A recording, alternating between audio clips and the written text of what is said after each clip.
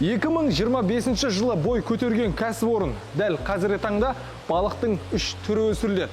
Құрметті көрермендер, берекелі бизнес бағдарламасының кезекті саны Төле би ауданы Келетас ауылдық округінде орналасқан Fish House балық фабрикасындамыз.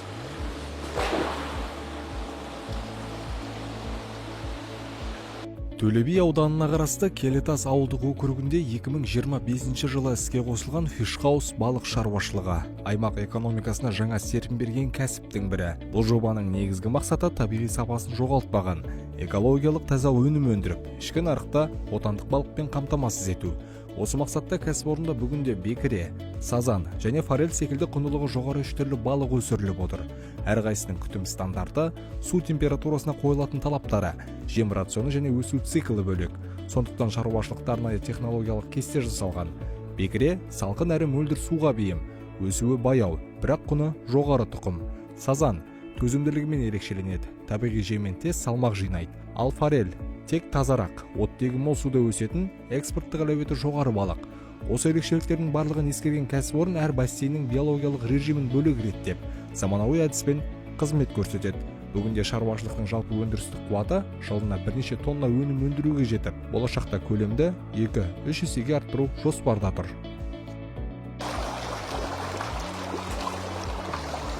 Құрметті көрермендер, міне біз дәл қазір су айдынының жанында, бассейннің дәл ортасында тұрмыз.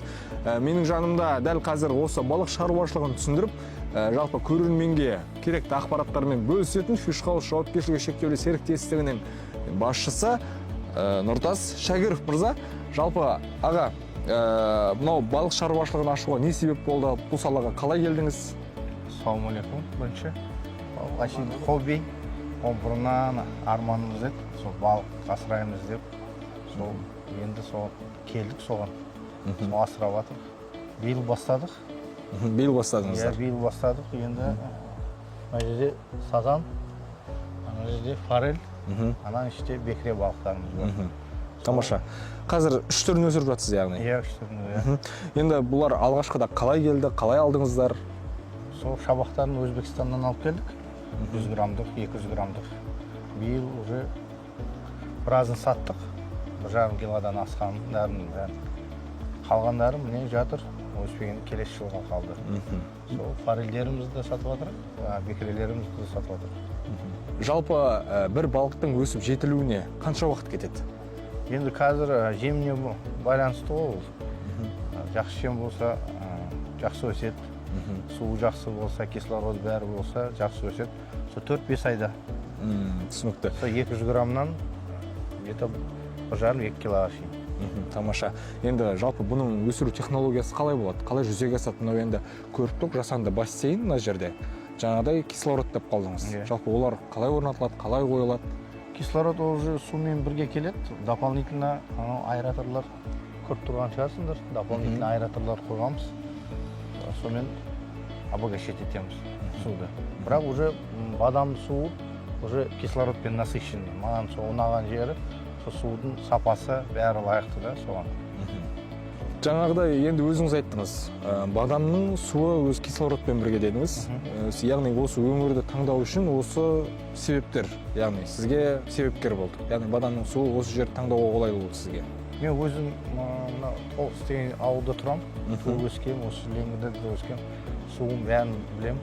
Сол әбден 2 жыл зерттеп, қарап, қасқа суды қарадық, осы жерді.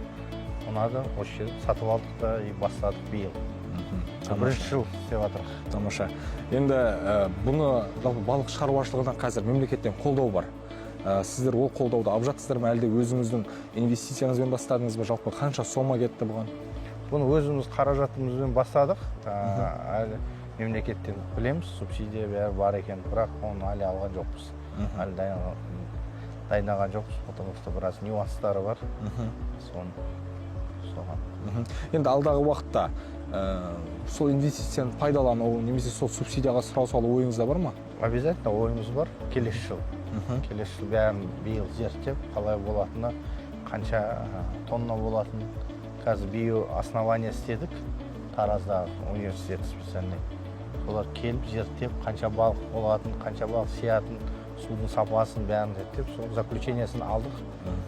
Тамаша, яғни ол былайша айтқанда сізде балыққа деген жайлылық қарастырылған түгел. Иә. Тамаша. Енді дәл қазір мына жерде қанша бассейн бар, қанша жасанды су бар? Бізде қазір 5 бассейн бар. Бесеуінде де балық жатыр. Полный. Мысалы, сіздер балықтарды араластырып қоя аласыздар ма сазанмен жаңағыдай? Жоқ, ол араластырылмайды.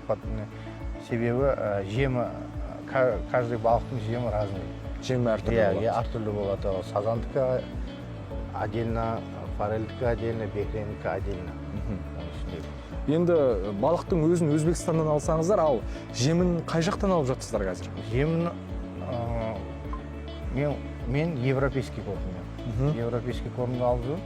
И тағы да Алматыдан Аква Альянс деген завод бар, экстра деген. Сонымен бастадық.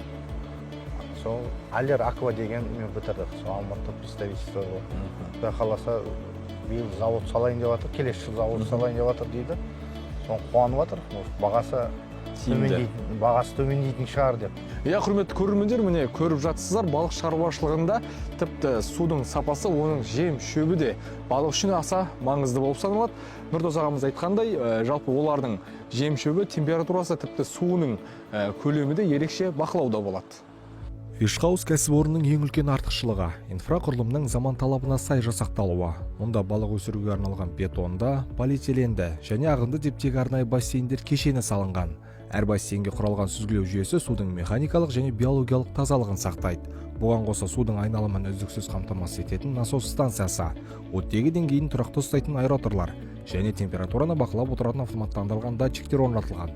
Бұл балықтың табиғи ортаға жақын жағдайда өсіп, ауруға шалдығу қаупін азайтуға ықпал етеді. Шаруашылықтың барлық су көзі Бадам өзенінен алынады. Өзен су арнайы құбыр арқылы тартылып, бірнеше сатылы фильтрациядан өтіп барып бассейндерге жеткізіледі. Ал су айналымы тұрақты жүргізілгендіктен бассейндегі орта үнемі жаңарып отырады. Бұл форель мен бекіре секілді таза және су температурасына сезімтал балықтарға өте қолайлы жағдай жасайды. Қызметкерлер судың құрамын тәулігіне бірнеше рет өлшеп, минералдық тепе-теңдікті қадағалайды. Осылайша фишхаус балық өсіруде халықаралық стандарттарға жақын жүйе қолдануда. Қазірдің өзінде шаруашылық тәулігіне 100 текше метр су айналдыру арқылы экологиялық тепе-теңдікті сақтап отыр. Құрметті көрермендер, біз дәл қазір жабдықталған кешеннің ішінде тұрмыз. Дәл бұл жерде Нұрдос ағамыздың айтуы бойынша тек бекіре балықтары өсіріліп жатыр.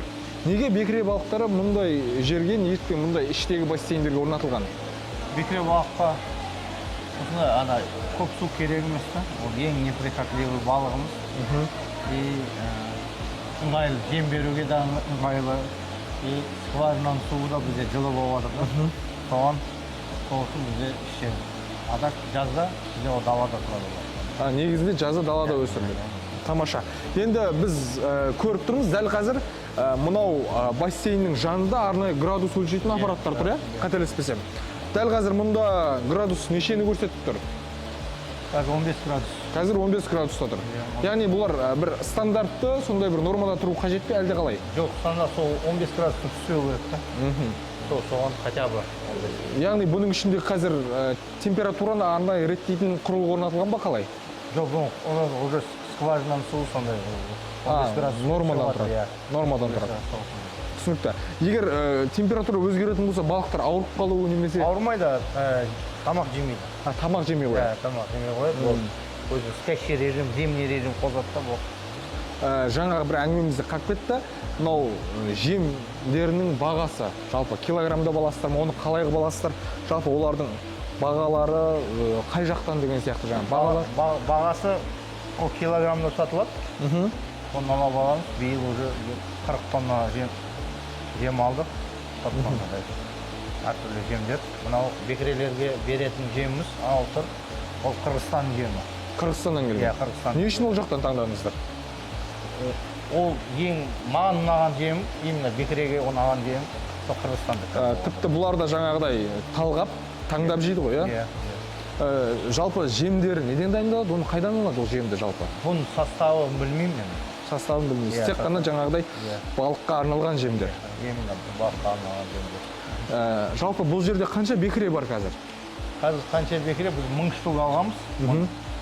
Сол бірінші партия алғанымызды сатып жібердік, тағы да 1000 штук алғанбыз. Сол 1000 штук. Қазір 1000 данасы бар? Иә, 1000 данасы бар. Сортировка істейміз, постоянно. мына бассейн ішінде бізде уже 1 килодан асқандар, мынаның ішінде 600-700, мынаның ішінде 200-300 өспей қалғандар. Яғни жаңағыдай арнайы бір килограмдармен бөліп қойғансыздар бұл жерде. Иә, бұл өзі бір икрадан шығарылған. Просто обмен сортировка істеу керек, потому что үлкендері майда балыққа уже тамақ бермей қояды. Бірақ өзі бір икрадан бір туысқандар. Негізі туысқандар. Иә. Туысқан ағалы інілі балықтар. Иә. Тамаша. Ал енді мынау алдағы уақытта өндіріс көлемін кеңейту жоспарыңызда бар ма? Бар. Келесі жыл обязательно увеличение істейміз. Бұл ашейін көрейін деп, істей аламыз ба, істей алмаймыз ба деп оймен істелінген. Істей аламыз. Нормальный нәтижеге жеттік. Келесі жыл 2 есе Арттыру керек. Тамаша. Мынау қазір жаңа есіктің алдында байқап қалдық, бір соғылып жатқан ғимарат тұр. Иә. Ол не үшін? Ол же бізде кафе тұрады. Киіз үйлер, этноауыл. Этноауыл. Иә, өзіміздің балығымызды. Тек қана балық. Тек қана балық болады. Балық қуырып, сырып, гриль. Жалпы енді бірі білер, бірі білмес. Балықтан қандай өнімдер дайындауға болады жалпы осы? Ас мәзіріне. Көп қой.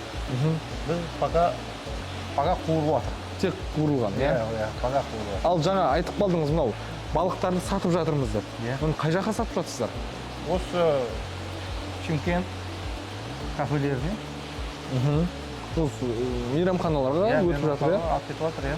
Олармен қалай бір келісімшарт негізінде ме немесе өздері сұрап келіп? Өздері келіп жатыр уже. Өздері келіп сұрайды? Иә, келіп сұрайды. Түсінікті. Иә, міне құрметті көрермендер, көріп жатсыздар, балыққа деген сұраныс қазіргі таңда жалпы оңтүстік өңірде артып, қазіргі таңда мейрамханаларға да дәл осы балық өнімдеріне деген, балық түрінен дайындалатын тағамдарға деген сұраныстар артқан. Шаруашылықтағы ең жауапты жұмыс – балықтың өсу кезеңдерін жүйелі бақылау. Мамандар тәулігіне бірнеше рет бассейндерді аралап, балықтың қимылын, қоректенуін, салмақ қосуын, су температурасын және оттегі мөлшерін өлшейді. Форель мен бекіреге арналған жоғары ақуызды жем қоспалары шетелден әкелінеді. Бұл қоспалар балықтың иммунитетін көтеріп, өсу қарқынын арттыруға көмектеседі. Сазанға табиғи астық өнімдері мен жасыл жем беріледі. Әр балықтың жасы мен салмағына қарай бөлек рацион жасалған. Сол арқылы кәсіпорын сапалы өнім алуға бағытталған. Балықтардың ауруға қарсы тұрақтылығын арттыру үшін профилактикалық шаралар уақытылы жүргізіледі. Витаминді қоспалар, су құрамын бақылау, аэрация деңгейін арттыру және температураның күрт өзгеруіне жол бермеу. Осы әдістің арқасында қазір балықтардың өсу көрсеткіші жоспардан жоғары. Алдағы уақытта шаруашылық өңдеу цехын, құйрықталмаған балық өнімдерін дайындау бөлімін, сондай-ақ балықты шоқтық мұздатумен сақтау желісін іске қосуды көздеп отыр. Бұл Төле би ауданында жаңа жұмыс орындарын ашып қана қоймай, өңірлік балық өнімдері бойынша экспорттық мүмкіндігін арттыруға жол ашады. Я, құрметті көрермендер, міне дәл қазір мына жердегі бекірелердің бірнеше түрін қарап, жалпы олардың жем-жеу тәсілдері, сондай-ақ өмір сүру салттарын кішігірім танысып біліп жатырмыз. Ал енді бұлар өмір сүріп жатқан мынау бассейндер қай жақтан алынған? Бұл бассейн, Қытайдың бассейндер. Қытайдың бассейндер. Ал артымызда мынау үлкен темірден құралған бассейндер бар екен, олар қай жақтан? Бұл темірден өзіміз жасадық. Өздеріңіз қолдан жасағансыздар. Жаңағыдай бір арнайы материалдарын тапсырыс беру деген сияқты. Қолжетімді материалдар. Қолжетімді материал. Тамаша. Ал енді өзіңіз сияқты жалпы балық шаруашылығына бәсекелестік танытып жүрген кішігірім мынау енді кәсіп бастап жатқан жігіттер бар. Жалпы сіз өзіңіз осы кәсіпті қалай меңгердіңіз? Алғашында? Бұрыннан бастап ұнайтын еді маған өзімді. Асырау. Хобби ретінде бастадық. Енді бұған бір арнайы мектеп қажет па әлде қалай? Иә, мектеп обязательно оқыдық. Оқыдыңыз? Яғни балық мектебін оқыдыңыз? Иә, балық мектебі оқыдық, Қырғызстанға бар, оқыдық, Өзбекстанға бар, қарап, зерттеп, 2 жылдай соған уақыт кетті. Иә, соған қарап, зерттеп. Яғни қарапайым балықтың өзін асырау үшін оған бір білім керек? Жоқ, обязательно білім керек. Ол білімсіз бастау, деньги на ветер деген сөз ғой. Жай ғана ақшаны құрту. Иә, ақшаны құрту. Обязательно көп нюанстары бар, сол біз білмеген. Балық мектептен, анадан бәріне сұрап, қарап. Енді білім деп қалдыңыз, мынау жаңағы мен айтқанда енді кәсіп бастап жатқан жігіттерге қандай кеңес берер едіңіз? Мен осы балық шаруашылығын бастасам деп жүрген. Алдымен оқыңдар, қараңдар, сосын только бастаңдар, алдын оқымай бастамаңдар. Асығыстық танытудың керегі жоқ. Керегі. Енді жалпы алдағы уақытта қандай жоспарларыңыз бар? Мына балықтың сапасын арттыру, немесе бір балықтың түрлерін өзгерту деген сияқты, немесе су айдынды кеңейту? Иә. Біріншіден объем Көлемін. объем көлемін көтеру. Сосын тағы да бір-екі балықтың түрлерін көрейін деп едім. Жалпы балық шаруашылығы мынау Азияда қай мемлекеттерде жақсы дамыған? Бірінші орын Өзбекстан шығар, сол екінші Қырғызстан. Сосын біз шығар. Негізінде мынау көп жерде естіп жатамыз. Мынау қазір сіздің суыңыз бадамның суы. Бадамның суында меніңше тұздылық жоқ десек те болады. Иә, тұз жоқ. Ал енді негізі балықтарға тұз қажет. Сіз қазір қалай қылып жатсыз? Тұз сатып аламыз. Саудақтан сатып алып, малға беретін тұзды балықтарға да береміз. Суды ішіне саламыз. Жараларын емдейді, полезный свойстволарын, етіне, суға. Яғни оны қуырған кезде балыққа дәм беріп тұрады ғой? Жоқ, дәм бермейді ол. Оған қатысы жоқ? Оған вообще қатысы жоқ. Ол тек қана жаңағы балықтың өзі сыртқы келбетіне ғой? Түсінікті. Необходимый витамин организм. Қажетті. Қатты бірақ не емес, тек қана бір өз балықтың өзі үшін. Тамаша. Енді алдағы уақытта қазір өндіріс орнында байқап жатырмыз, өзіңіз әрекет етіп жатсыз. Енді алдағы уақытта жұмысшыларды қамту жоспарда бар ма? Жоқ, жұмысшыларымыз бар. Бар. Қазір 3 адам жұмыс істеп жатыр. Көмектесіп жатқан адам. Олар қызметкер осы саланы меңгергендер, иә? Круглосуточно обязательно қарау керек, адам болу керек. Свет өшет, кислородына қарап, суына қарап, обязательно керек. Оларға постоянно кислород керек қой, көріп тұрсыңдар ғой, балыққа. Жарты сағат кислород болмағасы болды өледі. Поэтому мынау бәрі кислород, су обязательно керек. Енді мынау қазір қысқы маусым келе жатыр. Енді жаңағы сырттағы балықтарды көрдік. Енді оларға ауа температурасы әсер ете ме, қалай болады? Оған әсер етеді, болды. Біздің балық әлі тамақ жеп жатыр, жеп жатыр. Суық күнге қарамастан. Әлі жеп жатыр, бірақ өзі природе 12 градустан температура түссе, уже балық тамақ жемейді болды. Түсінікті. Ол енді жаңағы белгілі бір дертке шалдығуы мүмкін, немесе тек қана сондай бір тамақ жемей өз-өзін жоғалта ма? Жоқ, ол просто тамақ жемей қояды, ол зимний режиміне қосады. А форель балығымыз наоборот, енді бастайды. Олар қысқа. Иә, оған мұздай су керек. Яғни балықтардың өзіне де ыстық су, жылы су, мұздай су. Бекіремен сазанға жылы су керек, форельге салқын су керек.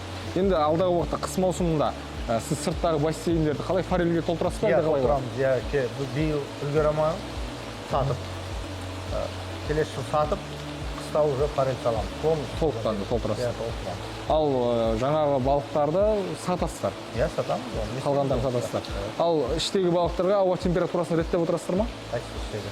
Дәл осы жердегі? Иә, осы жердегі. Бұл бізде инкубационный центр ғой, бұл негізі инкубацияға арналған нәрсе, просто біз пока биыл қолымыз уақытымыз да жоқ, сол инкубация жасап.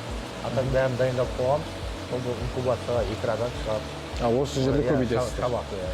Енді мынау байқап жатырық, дәл қазір біздің мынау астымызда су кетіп жатыр. Бұл қайдан шыққан су, қайда барады? Бұл скважинадан шыққан сулар. Бізде өзімізде қазір 6 скважина бар.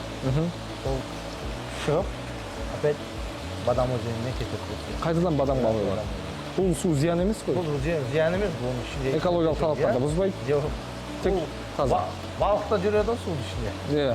Тек бұл сол балықтан шыққан су тек балыққа барады. Тамаша. Міне құрметті көрермендер, көріп жатсыздар, жаңағыдай балық шаруашылығындағы ең негізгі әдіс тәсілдердің бірі олардың ауа температурасы, олардың қалыпты тамақтануы, сондай-ақ жаңағыдай дертке шалдықпауы. Енді жалпы дерт демекші, олар бір ауырып қалатын кездерде қандай әрекеттер болады? Өзінің специальный витаминдері бар, дәрілері бар. Обязательно ол балық 100% ауырады.